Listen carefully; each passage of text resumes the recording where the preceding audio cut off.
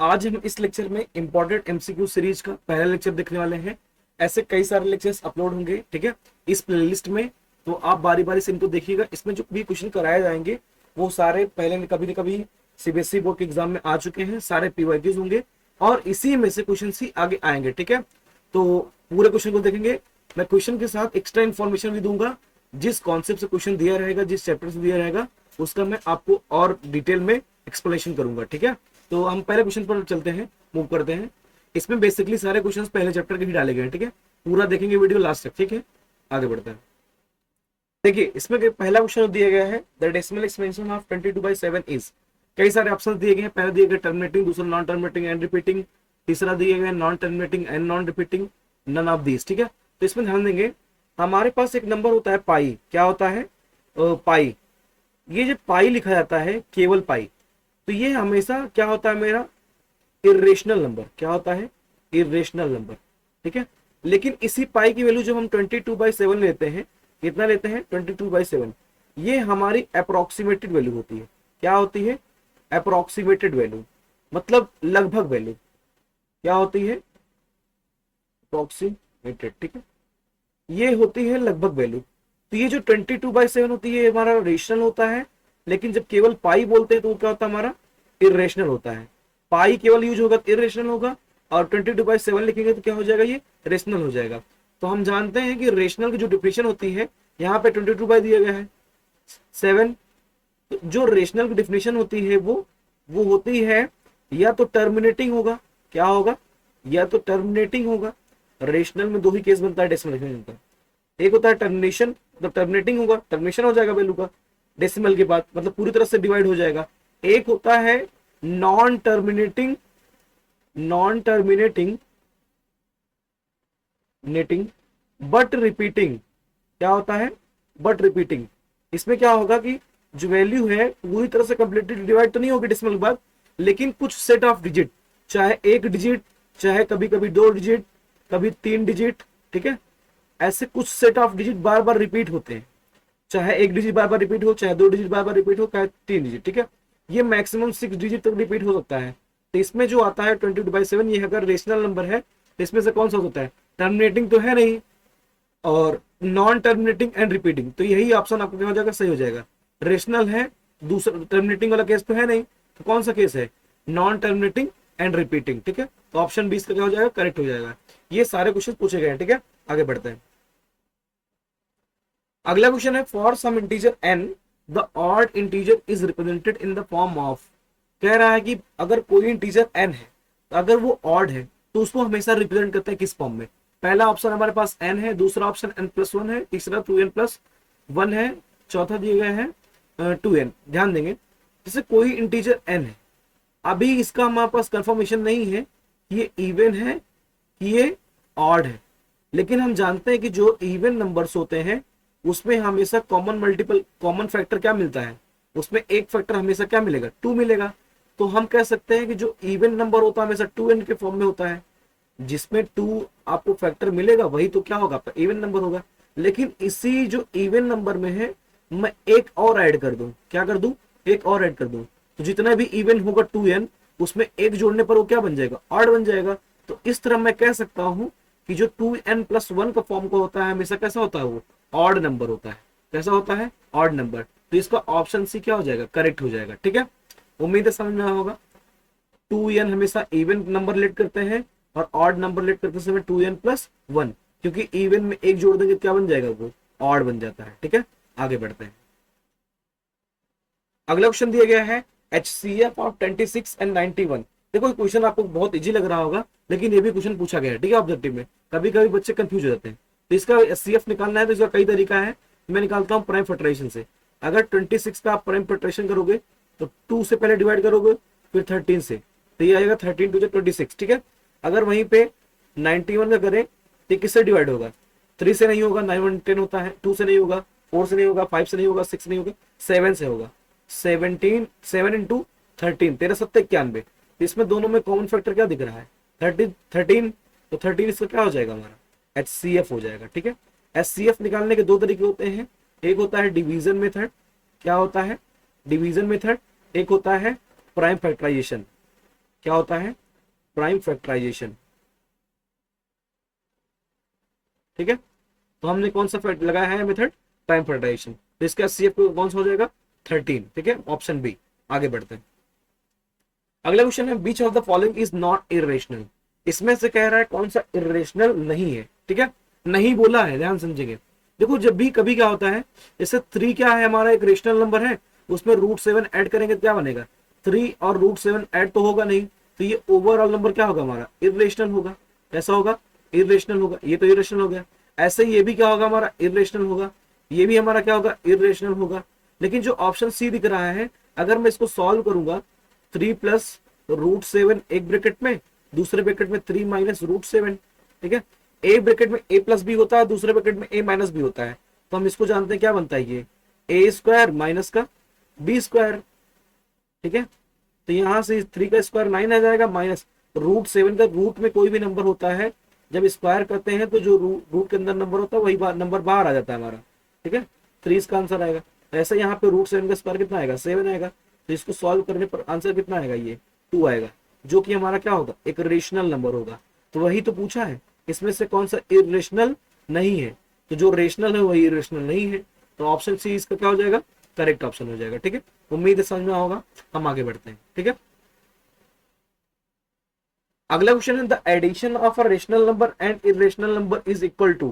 कह रहा है एक रेशनल नंबर का एडिशन किया जाए, एक रेशनल का एडिशन किसके साथ, इरेशनल के साथ, तो कैसा नंबर बनेगा। अभी हमने पीछे ही ऑप्शन देखा है कि 3 प्लस √7 लिखा गया था। ठीक है, 3 माइनस √7 लिखा गया था। तो दोनों ही ऑप्शन हमारे कैसे थे, इरेशनल थे। कैसे थे, इरेशनल। तो हम कह सकते हैं कि कभी भी रेशनल नंबर और इरेशनल का चाहे एडिशन करें चाहे सब्ट्रैक्शन, तो दोनों नंबर कैसे बनता है हमारा, इरेशनल। तो ऑप्शन बी इसका क्या हो जाएगा, करेक्ट हो जाएगा। देखो ये सब बहुत छोटे छोटे क्वेश्चंस हैं, बहुत माइनर मिस्टेक होती है, लेकिन यहाँ पे कंफ्यूजन बहुत होती है। कंफ्यूजन से आंसर क्या होता है, गलत हो जाता है। ठीक है, कंफ्यूजन जब भी हो तो आप एग्जांपल लेके समझ सकते हैं। ठीक है, आगे बढ़ते हैं। सारे क्वेश्चन पूछे गए हैं, सारे पीवाईक्यूज करा रहे हैं। ठीक है, आगे बढ़ते हैं। अगला क्वेश्चन दिया गया है, इसके पहले वाला हो गया। ठीक है, अगला क्वेश्चन है, the multiplication of 2 irrational number is. देखो अब बहुत ध्यान से समझेंगे। कह रहा है 2 इरेशनल नंबर का मल्टीप्लीकेशन कितना हो, क्या होगा, 2 इरेशनल नंबर का मल्टीप्लीकेशन क्या होगा। अगर आप ध्यान देंगे, ध्यान समझे, एग्जांपल लेके करते हैं। अगर मैं 2 इरेशनल नंबर सेम सेम लेता हूं, एक √7 ले लिया, दूसरा √7 ले लिया, अगर मैं इसका मल्टीप्लीकेशन करूंगा तो रिजल्ट कितना आएगा, 7 आएगा, जो कि क्या है हमारा, √7 इरेशनल था, लेकिन 7 क्या हमारा रेशनल नंबर है। ठीक है, लेकिन मैं अगर वहीं पे एक √3 लेता हूं और मल्टीप्लाई करता हूं एक √7 से, ये भी इरेशनल, ये भी इरेशनल, इनका मल्टीप्लिकेशन कितना आएगा, अंडर रूट में 21 आएगा, जो कि क्या आएगा, इरेशनल आएगा। 2 इरेशनल का मल्टीप्लिकेशन इरेशनल भी आया, इरेशनल भी आया, और 2 इरेशनल मल्टीप्लिकेशन का रेशनल भी आया। तो हम कह सकते हैं कि 2 इरेशनल नंबर का जो मल्टीप्लिकेशन आता है उसकी दोनों पॉसिबिलिटी है, may be rational may be irrational. तो इरेशनल नंबर होगा नहीं, रेशनल होगा नहीं, केवल एक ही तो बोल नहीं सकते, दोनों होगा। केवल इरेशनल करना सही नहीं है, केवल रेशनल करना सही नहीं है, तो मे बी रेशनल और इरेशनल। ऑप्शन सी क्या हो जाएगा, इसका करेक्ट ऑप्शन हो जाएगा। बहुत मिस्टेक होती है लोगों से। ठीक है, बहुत माइनस क्वेश्चन है ये सब, कॉन्सेप्चुअल क्वेश्चन। ठीक है, आगे बढ़ते हैं। अगला क्वेश्चन दिया गया है, if set A equal to, bracket के अंदर दिया गया है 1 2 3 4 5 डॉट डॉट डॉट। हम जानते हैं कि ये जो नंबर्स हैं 1 2 3 4 5, ठीक है, ऐसे सो ऑन, ये किसको रिप्रेजेंट करते हैं। आपने नाम सुना होगा एक नेचुरल नंबर, क्या होता है, नेचुरल नंबर, नाम तो सभी सुने हैं, बचपन से पढ़ता है नेचुरल नंबर किसको बोलते हैं, ऑल काउंटिंग नंबर्स। किसको बोलते हैं, ऑल काउंटिंग नंबर्स। ठीक है, जितने काउंटिंग नंबर्स होते हैं उनको क्या बोलते हैं, नेचुरल नंबर्स। ये काउंटिंग नंबर्स तो लिखे गए हैं, तो किसका ये सेट रिप्रेजेंट कर रहा है, होल नंबर का नहीं, रेशनल का। रेशनल तो है ही है, लेकिन है एक्चुअल में है क्या, ये नेचुरल नंबर्स। ठीक है, तो ऑप्शन सी से क्या हो जाएगा, करेक्ट हो जाएगा। ठीक है, आगे बढ़ते हैं। If p and q are integers and is represented in the form of p by q, then it is a, कह रहा है कि p q इंटीजर्स हैं और p by q की फॉर्म में रिप्रेजेंट किए गए हैं, और दोनों इंटीजर्स है, p and q are integers. ठीक है, तो ऐसे नंबर क्या कहलाते हैं, आपने डिफिनेशन पढ़ा होगा रेशनल नंबर का, A number in the form of p by q where p and q are integers, q does not equal to 0 is called rational number. क्या बोलते हैं? Rational number. तो ये डेफिनेशन किसकी लिखी गई है? रेशनल नंबर की। तो कौन सा ऑप्शन सही हो जाएगा? होल होगा? नहीं। नेचुरल होगा? नहीं। इवन होगा? नहीं। कौन सा ऑप्शन सही हो जाएगा? ऑप्शन बी, रेशनल नंबर का करेक्ट ऑप्शन होगा। ठीक है, आगे बढ़ते हैं। अगला क्वेश्चन दिया गया, the largest number that divides 70 and 125 which leaves the remainders 5 and 8 is. इसमें से बता दीजिए कौन सा लार्जेस्ट नंबर होगा, बड़े से बड़ा नंबर होगा, जिससे 70 को डिवाइड करें तो 5 रिमाइंडर बचे और 125 को डिवाइड करें तो 8 रिमाइंडर बचे। तो ऐसे क्वेश्चन में क्या करते हैं हम, सबसे पहले रिमाइंडर क्या होता है, किसी नंबर से डिवाइड करते समय जो एक्स्ट्रा बच जाता है, तो हम सबसे पहले 70 में से 5 सब्ट्रैक्ट कर देते हैं, तो बनेगा कितना? ये 65। ऐसे 125 में से कितना सब्ट्रैक्ट कर देंगे? 8। तो ये कितना बनेगा? ये बन जाएगा 127। ठीक है, अब इन दोनों नंबर का हम निकालेंगे HCF। क्या निकालेंगे? HCF। हम जानते हैं कि जो 65 होता है, इसका जो प्राइम फैक्टराइजेशन होता है, ये 5 इंटू 13 होता है, 13 पचे 65। ऐसे 127 जो होता है, इसका जो होगा प्राइम फैक्टराइजेशन कितना होगा? ये कितने से कटेगा? 3 से कटेगा। 7 2 9 10, 3 से नहीं कटेगा, 4 से नहीं कटेगा, 5 से, 6 7 से नहीं कटेगा, 13 से कटेगा, 13 से नहीं कटेगा। कुछ गड़बड़ हो रहा है क्या? लीव्स द रिमाइंडर्स इतना 65 नहीं कटेगा, 13 से भी नहीं कटेगा, 15 से नहीं कटेगा। मैंने नंबर ही गलत ले लिया क्या? यहां जब सब्ट्रैक्ट करेंगे 8, ये बचेगा 117। ठीक है, 117। तो ये हो जाएगा 13 इंटू 9। तो इसमें कॉमन क्या मिला? 13। ठीक है, तो इसका HCF क्या हो जाएगा? इसका HCF हो जाएगा 13। तो ऑप्शन कौन सा सही हो जाएगा? Option C. ठीक है, हमने क्वेश्चन ही गलत लिख लिया था, मतलब सब्ट्रैक्शन ही गलत लिखा था। ये 127 नहीं 117 आएगा। कितना आएगा? 117 आएगा। ठीक है, ये मैं उसको 135 समझ लिया था। ठीक है, आगे बढ़ते हैं। ये तो आसान क्वेश्चन था। अगला क्वेश्चन है, the least number that is divisible by all the numbers from 1 to 5। कह रहा है छोटा से छोटा नंबर बता दीजिए आप, जो 1 से लेके 5 तक नंबर सभी से डिविजिबल हो। तो ऐसे केस में क्या करेंगे? 1 2 3 4 5, इन सब का निकालेंगे LCM। क्या निकालेंगे? LCM। जो LCM आएगा वही इसका आंसर हो जाएगा। ठीक है, तो सबसे पहले 2 से डिवाइड करेंगे, 2 1 जा 2, 3 ऐसे रहेगा, 2 2 जा 4, ये 5 ऐसे रहेगा। अब ये 2 से फिर से जाएगा, 2 1 जा 2, 1 जा 2, 3, 1 टाइम्स 5, फिर ये 3 से जाएगा, 1 1 1 1 5। अब ये किससे जाएगा? 5 से, 5 1 जा 5, 1 1 1 सब हो जाएगा। ठीक है, तो यहाँ से कितना बचा? 2 2 4, 4 3 12, 12 5 60। तो इसका आंसर कौन सा हो जाएगा? 60। Option B is correct option. ठीक है, तो कुछ नहीं करना होता। कभी कभी इसका क्वेश्चन पूछता है कि कोई छोटा से छोटा नंबर बताइए जो 1 से 10 तक पूरे से डिविजिबल हो। तो हम क्या करते हैं? 1 से 10 तक जितने नंबर होते हैं उनका सबका निकालते हैं LCM। क्या निकालते हैं? LCM, जो कि आंसर कितना आता है? 25 20। ये डायरेक्टली MCQs में पूछ लिया जाता है। ठीक है, पूछा गया है कई बार। ठीक है, तो 25 20 आता है। कैसे निकालेंगे? जैसे मैंने इसका निकाला है 5 तक, ऐसे आगे बढ़ा के 10 तक LCM निकाल लेंगे, तो आंसर आपका कितना आएगा? 25 20। यही होता है LCM। ठीक है, 25 20 एक ऐसा नंबर है जो 1 से 10 लेकर 1 से 10 तक सभी नंबर से ये डिविजिबल है। ठीक है, आगे बढ़ते हैं। अगला क्वेश्चन है, द सम और difference of two irrational number is always. कह रहा है दो इरेशनल नंबर का सम या डिफरेंस हमेशा कैसे होता है। ऐसा क्वेश्चन पीछे भी कर चुके हैं। अगर मैं √7 प्लस √7 करूंगा, कितना आएगा? ये 2√7 आएगा। देखो, दो इरेशनल नंबर था, दोनों का सम भी क्या आ रहा है? इरेशनल आ रहा है। ऐसे में अगर द सम और डिफरेंस बिटवीन टू इरेशनल, अगर मैं डिफरेंस लूंगा और √7 माइनस √3, तो इसमें कुछ सब्ट्रैक्शन होगा नहीं, लेकिन ओवरऑल क्या है? ये इरेशनल है। तो हर केस में इसका आंसर क्या आएगा? हमेशा इरेशनल ही आएगा। ठीक है, तो इसका आंसर क्या हो जाएगा? Option B, irrational number. Sum और डिफरेंस लेते हैं दो इरेशनल नंबर का, हमेशा कैसा आता है? इरेशनल आता है। क्या आता है? इरेशनल। ठीक है, ठीक, आगे बढ़ते हैं। अगला क्वेश्चन है, the decimal expansion of rational number 23 by 2 into 5।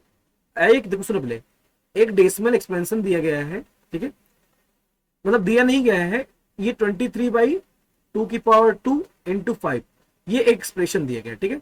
इसका जो डेसिमल एक्सपेंशन होगा वो कितने प्लेस बाद टर्मिनेट करेगा, कितने प्लेस बाद, ठीक है, आपको बताना है। तो मैं ये देखता हूं कि कभी भी जो टर्मिनेटिंग डेसिमल एक्सपेंशन आता है, अगर मान लो कोई नंबर p बाई क्यू के फॉर्म में लिखा गया, अगर q का हमने किया प्राइम फैक्टराइजेशन, क्या किया, प्राइम फैक्टराइजेशन, अगर उसके फैक्टर में केवल 2 की पावर m इंटू 5 की पावर n इस फॉर्म में दिखता है प्राइम फैक्टराइजेशन करने पर फैक्टर, तो वो टर्मिनेटिंग होता है। क्या होता है, टर्मिनेटिंग डेसिमल एक्सपेंशन होता है। तो इसमें 2 की पावर 5 और 5 की पावर n के फॉर्म में है, जहां पे 5 की पावर 1 है, लेकिन कितने प्लेस बार होगा ये टर्मिनेट, तो इसमें देखेंगे 2 और 5 में से जिसकी हाईएस्ट पावर होगी, जितनी पावर होगी उतने टाइम उतने प्लेस बाय ये टर्मिनेट करेगा। तो यहाँ पे 2 की हाईएस्ट पावर कितनी है, 2 की पावर 2 है, तो ये 2 प्लेस बाद क्या होगा, टर्मिनेट होगा। तो आंसर कौन सा हो जाएगा, 1 प्लेस नहीं, 3 प्लेस नहीं, मोर देन 3 प्लेस नहीं, तो आंसर क्या हो जाएगा, ऑप्शन बी इसका करेक्ट हो जाएगा। कभी भी ऐसा पूछा था क्वेश्चन तो डिनोमिनेटर में देखेंगे 2 और 5 की पावर में से मैक्सिमम पावर क्या है, जितनी पावर रखी होगी उतने प्लेसेस बाद वो टर्मिनेट करेगा, ठीक है, चाहे 2 में से 5 में से किसी का भी, ठीक है। आगे बढ़ते हैं, अगला क्वेश्चन है, Euclid's division lemma state that for two positive integers for a and b there exist unit integers q such that and r such that a equal to bq plus r where r must satisfy। ध्यान समझो, इसको statement जो भी है lemma का उससे नहीं मतलब है, सिलेबस से कर चुका है, लेकिन आपको डिविजिबिलिटी का रूल पता होना चाहिए। मान लो कोई नंबर आपके पास a है, ठीक है, अगर उसको आपने b से डिवाइड किया और यहाँ पे क्वोशंट q टाइम्स किया, यहाँ पे x आया और सब्ट्रैक्ट करने पर r रिमाइंडर आया, ये q क्वोशंट है, b डिवाइजर है, a डिविडेंड है, r रिमाइंडर है। तो इन चारों में रिलेशन क्या होता है, ये जो डिविडेंड होता है ये बराबर होता है जो डिवाइजर होता है इनटू क्वोशंट प्लस का रिमाइंडर, ठीक है, ये तो होता है a equal to B Q plus R, यही लिखा गया है ऊपर, ठीक है, प्लस आर, ठीक है। लेकिन जो r की कंडीशन होती है ये हमेशा क्या होगा, ये जो है ये 0 से बड़ा होगा, एग्जैक्टली डिविजन होगा तो 0 के बराबर रिमाइंडर आएगा, या तो 0 से बड़ा होगा। लेकिन जो डिवाइजर होगा वो उससे क्या होगा, हमेशा छोटा होगा, उसके बराबर भी नहीं होगा, उससे छोटा होगा। तो हम कह सकते हैं जो रिमाइंडर होगा, ऐसे कंडीशन किसमें दिख रहा है, जी मतलब r जो होगा greater than equal to 0 but less than b, तो ऑप्शन सी इसका क्या हो जाएगा, करेक्ट ऑप्शन हो जाएगा। जो रिमाइंडर होगा 0 भी हो सकता है, 0 से बड़ा होगा, लेकिन डिवाइजर से हमेशा क्या होगा, छोटा होगा, तो यही कंडीशन क्या होती है, ट्रू होती है। ये डिवीजन का रूल है, ये सिलेबस से कट चुका है, फिर भी क्वेश्चन आता है, ठीक है, क्योंकि ये डिवीजन का रूल है। तो ऑप्शन कौन सा सही हो जाएगा इसका, ऑप्शन सी, ठीक है। आगे बढ़ते हैं, अगला क्वेश्चन है, for some integer m every even integer is of the form. इसमें से कह रहा है कोई इंटीजर मान लो m है, क्या है, m है, ठीक है, तो अगर इवन है वो तो किस फॉर्म का होगा, कोई भी इंटीजर होगा अगर वो इवन होगा तो उसका फैक्टर 2 होगा, तो हमेशा किसके फॉर्म का होगा, 2m के फॉर्म का होगा। अगर मैं खाली m ले लूंगा तो इंटीजर ऑड भी हो सकता है, वो इवन भी हो सकता है, लेकिन मैं अगर 2m लिख दिया तो हमेशा क्या बनेगा, वो इवन बनेगा। तो इवन का फॉर्म पूछा है तो ऑप्शन कौन सा सही हो जाएगा, option C is correct option, ठीक है। आगे बढ़ते हैं, अगला क्वेश्चन है, द HCF ऑफ 231 एंड 396। इसका आपको HCF बताना है, ये क्वेश्चन पूछा गया है, हल्के मत लेना, सोचोगे HCF आता है कि नहीं आता, आता है, आप 10th में बहुत बड़े क्लास में नहीं हो तो आपको प्रैक्टिस होनी चाहिए HCF LCM सबकी, ठीक है, कोई भी क्वेश्चन पूछ सकता है, क्योंकि आपको तो बहुत जल्दी लग जाता है कि प्राइम नंबर है, जल्दी से कुछ भी आंसर देने लगते हैं, ठीक है। तो हम देखते हैं, जो ये 231 है इसका प्राइम फैक्टराइजेशन करेंगे, ये 3 से कटेगा, क्योंकि 3 1 4 4 2 6 होता है, 4 2 6 होता है, तो ये 3 से कटेगा, 3 7 21, 3 7 21, अब ये 7 से कटेगा, 7 हो 7, अब ये 11 से जाएगा, 11 हो जाए 11, तो ये 231 का जो प्राइम फैक्टराइजेशन आया है 3 इंटू 7 इंटू क्या आया है, 11 आया है, ठीक है।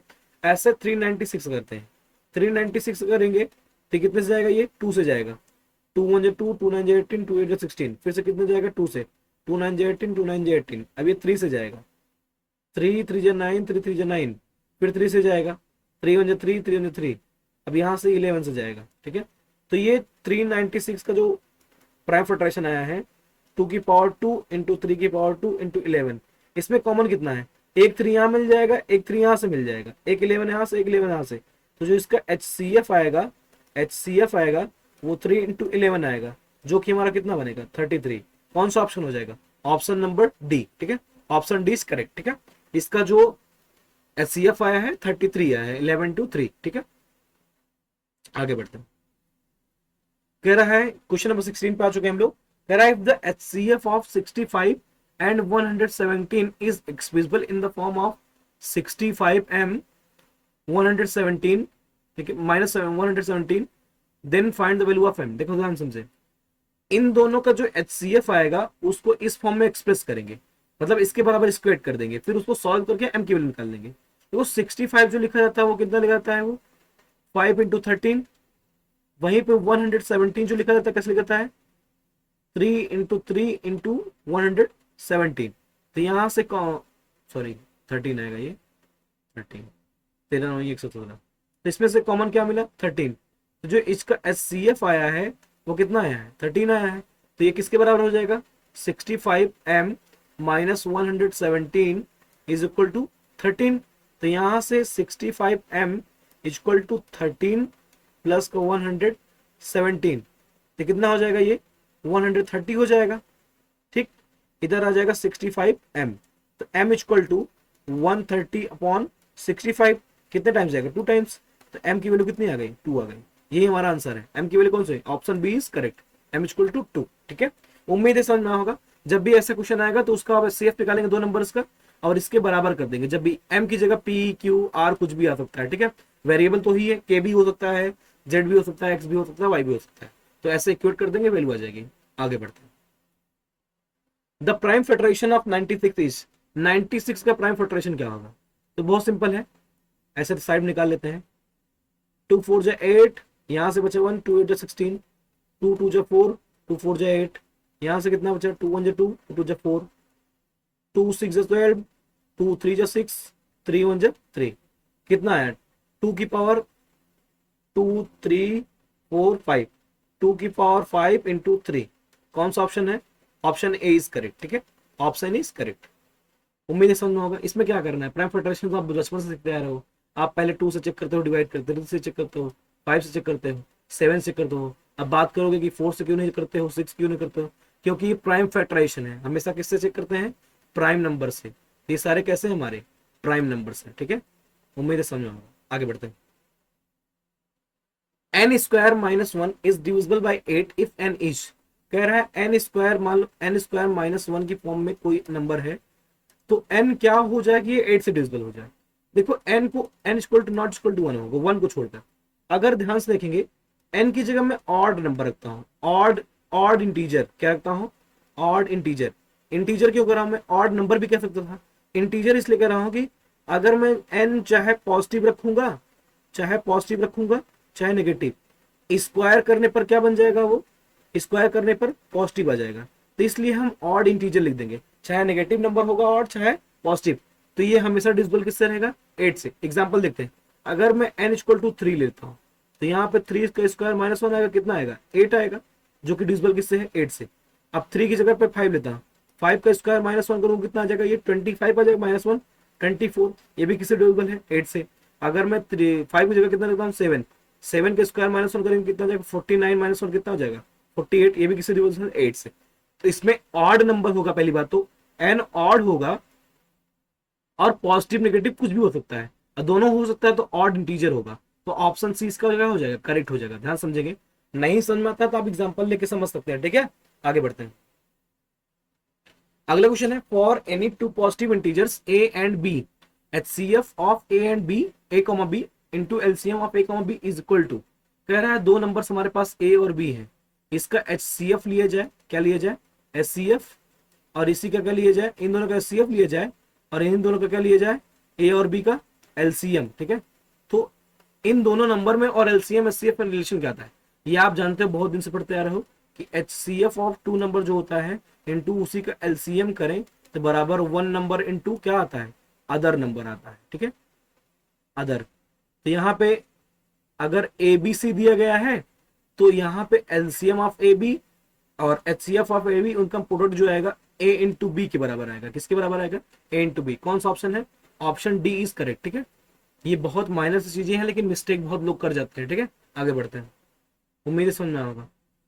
यहाँ पे लास्ट क्वेश्चन हमारे पास क्वेश्चन नंबर 20 है, the values of the remainder when a positive integer a is divided by 3 are. कह रहा है रिमाइंडर की वैल्यू क्या क्या हो सकती है, कोई पॉजिटिव नंबर ए है इंटीजर, उसको डिवाइड किससे किया जाता है, 3 से। ध्यान देंगे यहाँ पे डिवाइड नहीं करना है आपको, नंबर सोचना नहीं है और कोई फाइंड करने का तरीका नहीं है, ध्यान समझिए। मैंने अभी फंड वो बताया था लेमा के थ्रू कि अगर मान लो कोई नंबर ए है, उसको बी से डिवाइड किया जाए, क्यू कोसेंट है तो B Q plus R remainder हो जाता है ये। लेकिन यहाँ पर डिवाइजर जो है बी की वैल्यू में 3 दे दिया गया है, तो जो आर की कंडीशन होती है ग्रेटर देन और इक्वल टू 0 होता है, बट लेस देन क्या होता है, बी होता है। तो यहाँ पे अगर रिमाइंडर जो आएगा 3 से डिवाइड करने पर, तो या तो 0 आएगा, जब एग्जैक्टली डिजिटल होगा 0 आ जाएगा, या तो 1 आएगा 0 से बड़ा, या तो 2 आएगा। लेकिन डिवाइजर ही 3 है तो 3 तो होगा नहीं, तो यही 3 वैल्यूज पॉसिबल है रिमाइंडर की। तो कौन सा ऑप्शन है ये, ऑप्शन ए इज करेक्ट। ठीक है, हम आगे बढ़ते हैं। यहां से होता है हमारा लेक्चर एंड। ठीक है, उम्मीद है सारी बातें समझ में आई होंगी, सारे क्वेश्चन समझ में आएंगे, सारे कॉन्सेप्ट समझ में आएंगे। ऐसे ही लेक्चर्स को आप कंटिन्यू रखना चाहते हैं तो मेरे चैनल को आप सब्सक्राइब कर लीजिए और इस सेशन को लाइक कर दीजिए, इस लेक्चर को लाइक कर दीजिए, ताकि इससे रिलेटेड जो भी वीडियो अपलोड हो तो तुरंत आपके फीड में, आपके सब्सक्रिप्शन फीड में, आपके होम पेज पर पहुंच जाए। ठीक है, आपके लिए बहुत बेनिफिशियल है। देखो, अच्छा नंबर लाने के लिए मैथमेटिक्स में देखो पढ़ते बहुत लोग हैं, लेकिन जो 20 मार्क्स का ये एमसीक्यूज आता है, इसमें बहुत कॉन्सेप्चुअल क्वेश्चन आता है। इसमें से लोगों का पूरा मार्क्स मिलने की बजाय एक दो नंबर चला ही जाता है, चाहे एसएसएन रीजन में, चाहे एमसीक्यूज क्वेश्चन में। तो उसको अगर कवर करना चाहते हैं तो मेरे साथ जुड़ जाइए और पूरे लेक्चर्स को daily day by day cover करिए जब भी अपलोड होता है। मान लो रेगुलर मैं करूंगा रेगुलर, लेकिन नहीं हो पाता है, लेकिन फ्री आप कवर करने की कोशिश करेंगे। ठीक है, तो जुड़ जाइए मेरे साथ और इसमें डेली लेक्चर्स अपलोड होंगे और प्ले लिस्ट में जाके देखेंगे, टॉपिक वाइज लेक्चर्स भी अपलोड हुए हैं और वन शॉर्ट भी अपलोड हुए हैं, सारी चीज देख लीजिए। मैं इंपॉर्टेंट क्वेश्चन पर ज्यादा फोकस करूंगा, शायद लेक्चर में टॉपिक वाइज कम ले पाऊं, लेकिन जो क्वेश्चन पीवाईक्यूज होंगे उसको ज्यादा सॉल्व कराऊंगा। Thank you for watching. मैं लेक्चर को एंड करता हूँ, सब्सक्राइब कर लेंगे चैनल को। ठीक है।